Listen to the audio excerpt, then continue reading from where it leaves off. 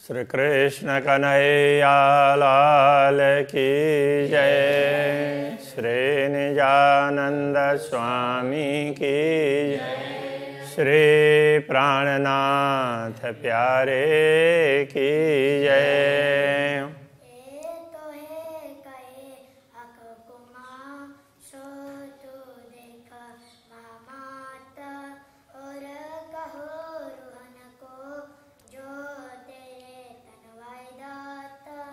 जो तेरे तन वाहे दाता। श्री कृष्ण कन्हैया लाल की। 20वां प्रकरण पूर्ण ब्रह्म परमात्मा के मुखारविंद की शोभा का वर्णन है। तो उसमें पहले मंगलाचरण 6 चौपाई में की है, फिर आगे सुंदर मुखारविंद का वर्णन किया है। का इल्म के जो आरफ मुख नूर जमाल खूबी चाहे। का इल्म ब्रह्म ज्ञान, ब्रह्म ज्ञान के आरफ ज्ञानी अनुभवी लोग मुख नूर जमाल खूबी चाहे।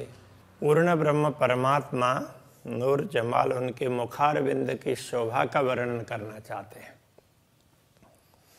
जो जानते हैं तो उनको लगता है कि उस शोभा का वर्णन करें। चाहे चाहे फिर फिर चाहे, तो एक बार नहीं चाहते हैं, फिर बार बार चाहते रहते हैं कि एक बार वर्णन करके संतोष नहीं होता है, बार बार करते हैं।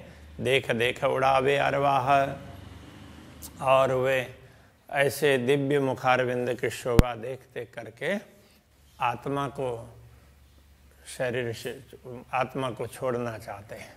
यही काम आशिकन का हका इल्म, यही काम अनुरागिनी आत्माओं का कार्य यही है, और ब्रह्म ज्ञान का कार्य भी यही है।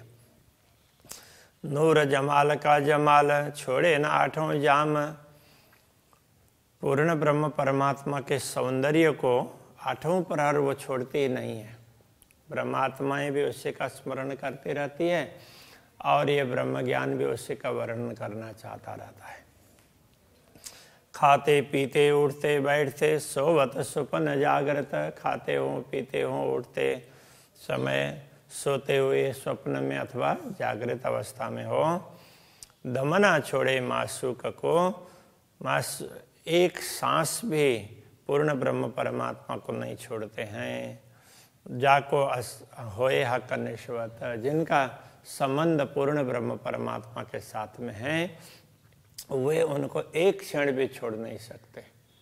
उनका स्मरण करते रहते हैं, और ये जिह्वा उनका वर्णन करती रहती है। हक वर्णन फेर फेर करे, पूर्ण ब्रह्म परमात्मा के स्वरूप का वर्णन फिर फिर बार बार करती है। फिर फिर यही बात ब्रह्मात्माओं के दिल में बार बार यही बात आती रहती है। वो दोहरा रहे हो ऐसा लगता ही नहीं है।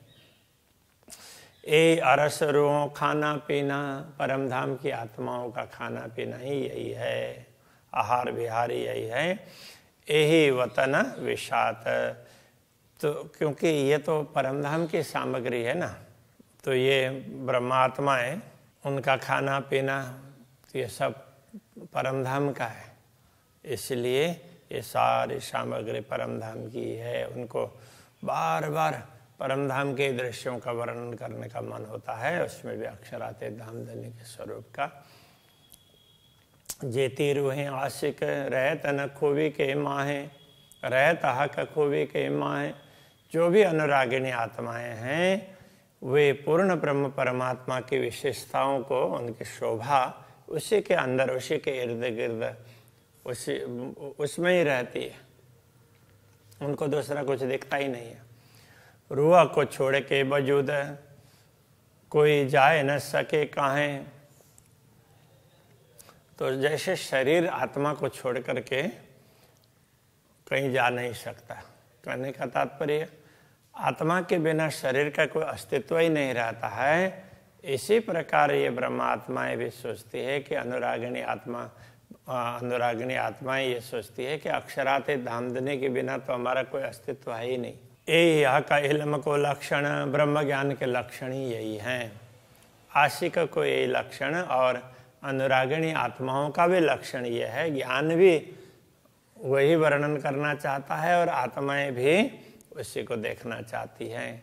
ए इल्म इश्क के आरफ सोई अरस रूह मोमिन, ऐसे इल्म ज्ञान और प्रेम, इश्क प्रेम उनके अनुभवी ज्ञानी लोग हैं। सोई अरस रूह मोमिन, वो परम धाम की ब्रह्मात्माएं हैं, ज्ञानी भी और प्रेमी भी। इतना कह करके मंगलाचरण बताया। अब आगे वर्णन करते हैं। वर्णन करो रे रूह जी मासुक मुख सुंदर, मासुक प्रियतम पूर्ण ब्रह्म परमात्मा का मुखारविंद बड़ा ही सुंदर है। अब ये आत्मा उसका वर्णन करना चाहती है। कोमल शोभा आलेखे, उनकी कोमल शोभा जिसका वर्णन ही नहीं हो सकता है, अलेख। खोल रूह के नयन अंदर, तो अंतर आत्मा की दृष्टि को खोल करके ऐसे दिव्य स्वरूप का दर्शन कर, ऐसा करके आत्मा को कह रहे हैं। ललित लाल मुख सागर, कहूँ अचरज के अद्भुत, उनका मुखमंडल कैसा है? ललित। ललित का तात्पर्य कोमल, लाल लालिमा युक्त ऐसा मुखारबिंदा है वो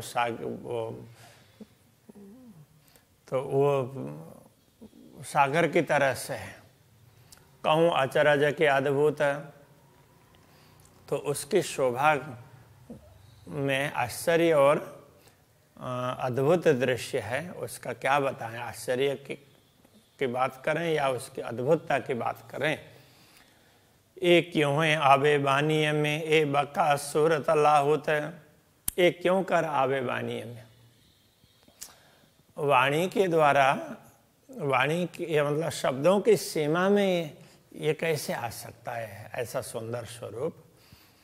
ए बका सूरत लाहुत, ये तो परमधाम का अखंड स्वरूप है, उसका वर्णन शब्दों के द्वारा नहीं हो सकता। मुख गौर झरे कसुम्बा, तो गौर मुखारविंदा है, उसमें से लालिमा टपकती हो ऐसा लगता है। शोभा क्यों कहूँ बड़ो विस्तार, तो इतनी शोभा है उसका क्या बताएं।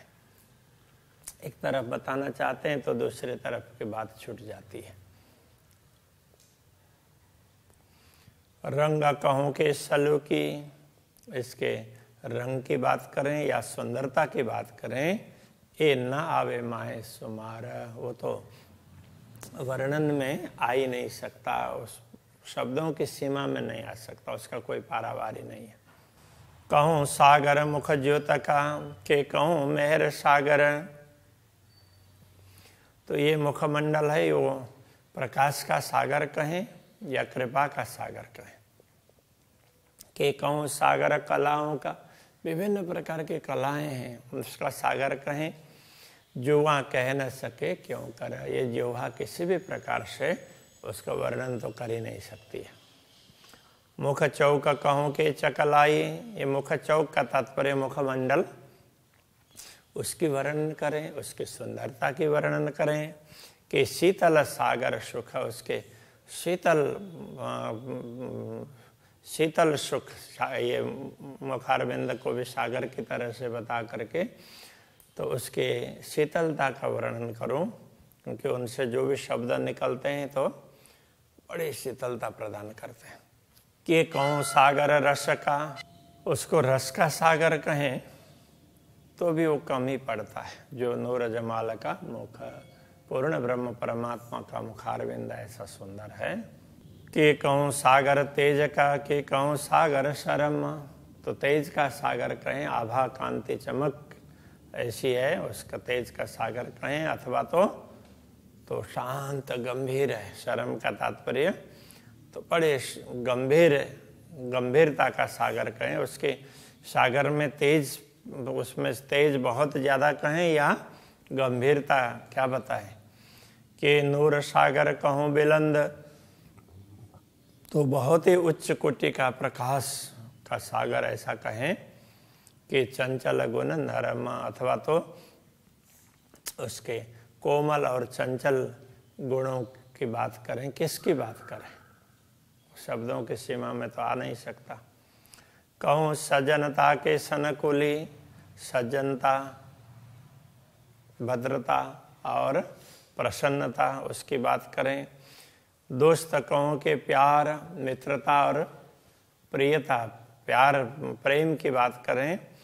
जो जो देखो नजर भरा, सो सब सागर अपार। ये मुखारविंद का सागर है, वो तो पारावार रहित है। जो जो शोभा देखते रहें, दृष्टि भर भर करके देख सकते हैं। सागर कहूँ पाक साफ का, पाक साफ कहते हैं पवित्रता, पवित्रता का सागर कहें। कि कहूँ आवदार, आब जल तो पानीदार कहने का तात्पर्य प्रेम रस से परिपूर्ण। क्या कहें, हक मुख सागर क्यों कहूँ, ऐसे पूर्ण ब्रह्म परमात्मा के मुखारविंद के सागर की शोभा क्या बताएं। सौ वेद पूर्ण अपार, वो सब प्रकार के रसों से परिपूर्ण है, किसी चीज की कमी है नहीं। मोमिंद दिल कोमल कया, तो अरस पाया खिताब। ब्रह्मात्माओं का हृदय भी कोमल होने से उसको परमधाम कहा गया है। ये शोभा उसको इसलिए मिली है। तो जो दिल मोमिन रूह का, जो ब्रह्मात्माओं का दिल है, उनके आत्मा का, तेना कैसा हो सी मुखाब, तो उनके मुख की शोभा कैसी होगी। आब कहने से आभा, उनके मुख में, उनके मुखारविंद में कितना प्रेम भरा हुआ होगा, कैसी आभा होगी। तीन रूह के नय न कहो, किन विदा कहूँ नूर तेज, उन आत्माओं के नेत्र कमल, उनसे निकलने वाला प्रकाश से उसकी दिव्यता को क्या बताएं।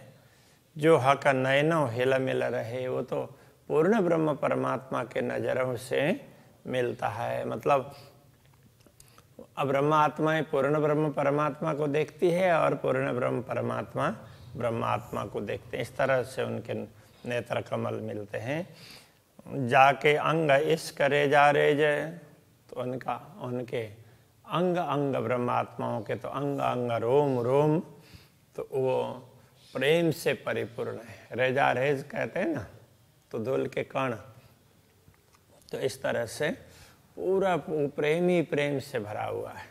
और आह का कदम अति कोमल, अक्षराति धामधनी के चरण कमल भी अत्यंत कोमल है। पाँव तली जो तातंत, उनके चरण तल, उनमें से अपार तेज निकलता है।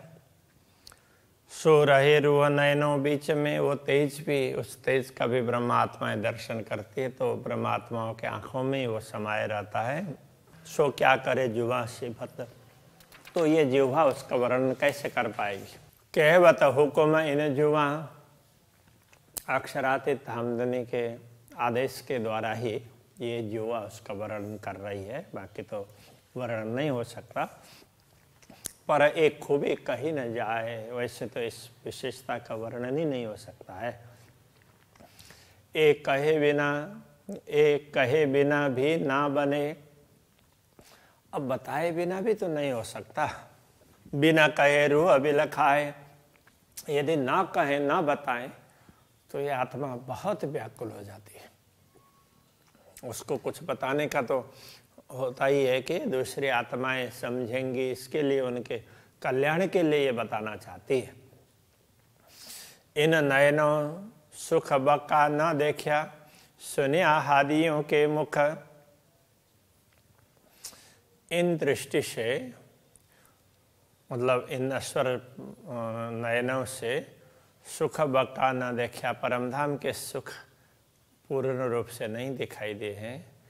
सुनिया हादियों के मुख, अभी तक तो ये सदगुरु के मुखारविंद से ही सुना है।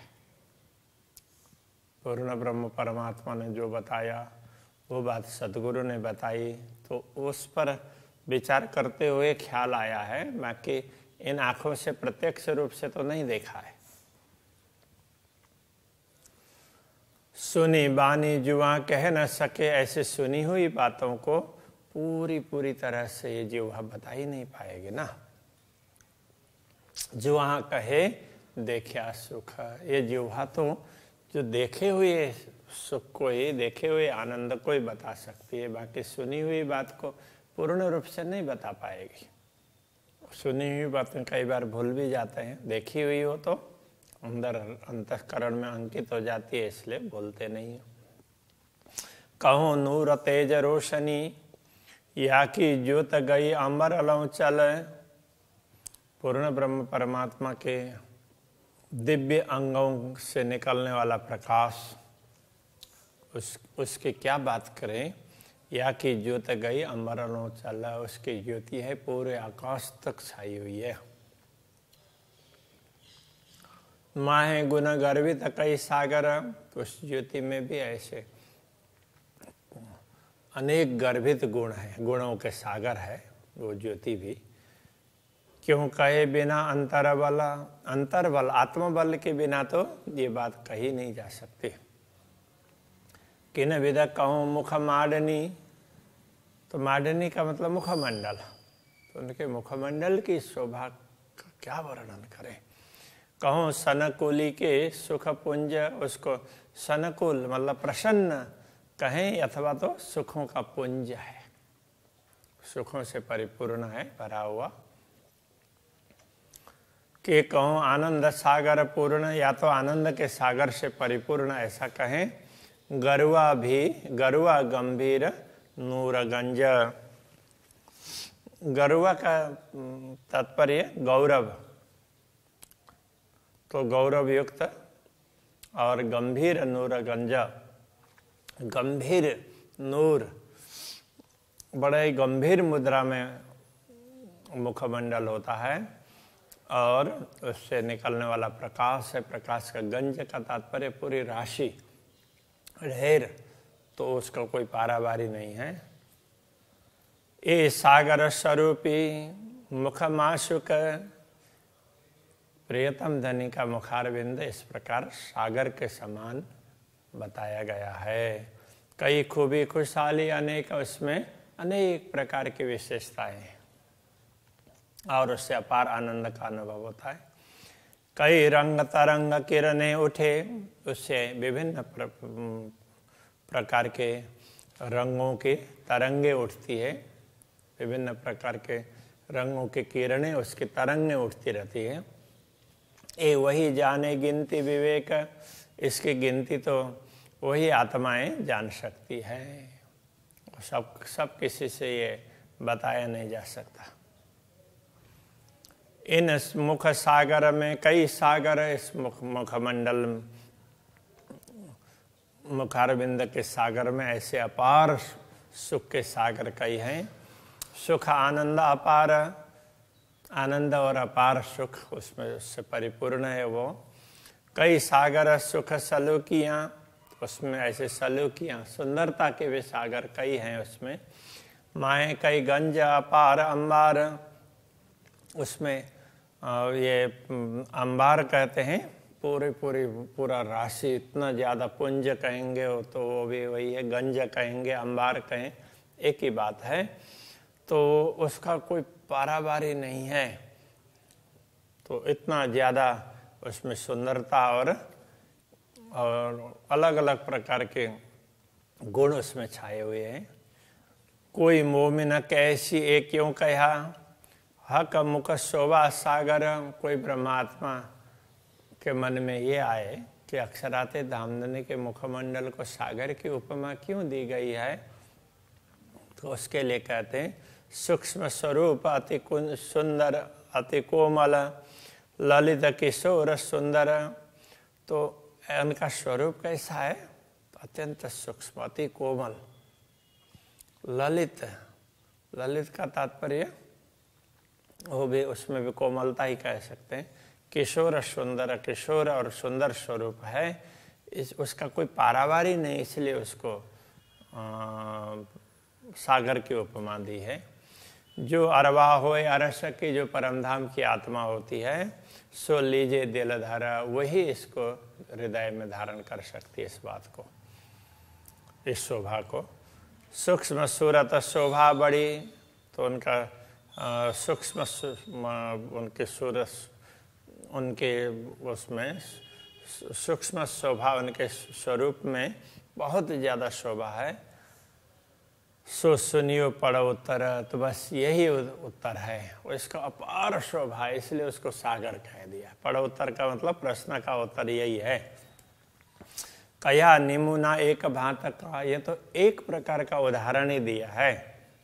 अंग खूबी इसका सागर, उनका अंग है, स्वरूप है, उसकी विशेषता ये है कि ये तो प्रेम का भी सागर ही है। खुशबुए नरम चकलाइयाँ, उसमें सुगंधी, कोमलता और सुंदरता, तो सब सागर कहे यूं कर, इस प्रकार उन सबको सागर कह दिया। उसका कोई पारावारी नहीं है, इसलिए सागर है। अभी यहीं रखते हैं। तो श्री कृष्ण कन्हैया लाल की जय।